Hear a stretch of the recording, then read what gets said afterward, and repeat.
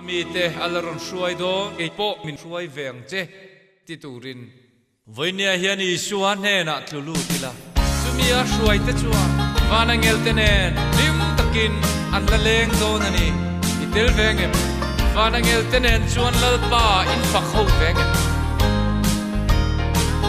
vanangel thia lim sakve thei lo lamo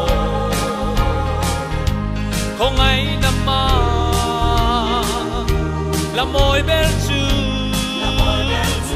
ô và là nghe theo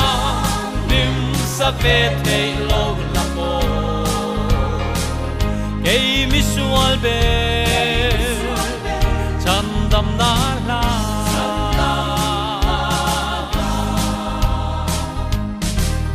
thì sẽ na lần về lâu và là nghe thế Chuyện về phác lâu lôm đã mang tăng chữ ca này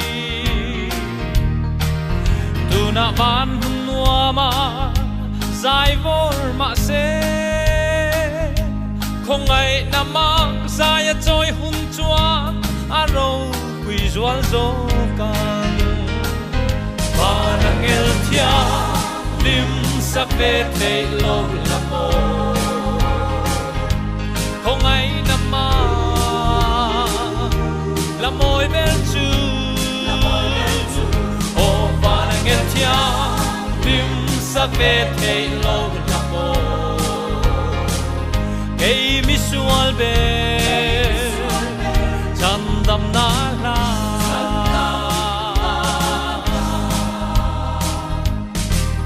và thiên lal chút pa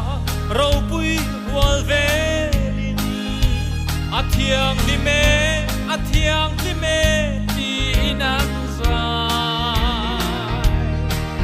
ma se mangaya lan na râu bụi zia la môi can rem hun chuan angel varten an se phak lo ban angel thia nim sak ve thei lo la mo không ai nằm mà là môi bên chu ô và nàng nghe Thianghlim sắc về thầy lâu là mô cây mi sual bê chân đầm na la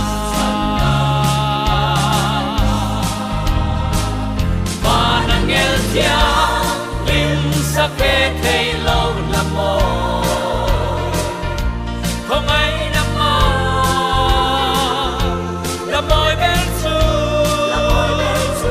ô và đang nghe Thianghlim sắc về thầy lâu là mô cây mi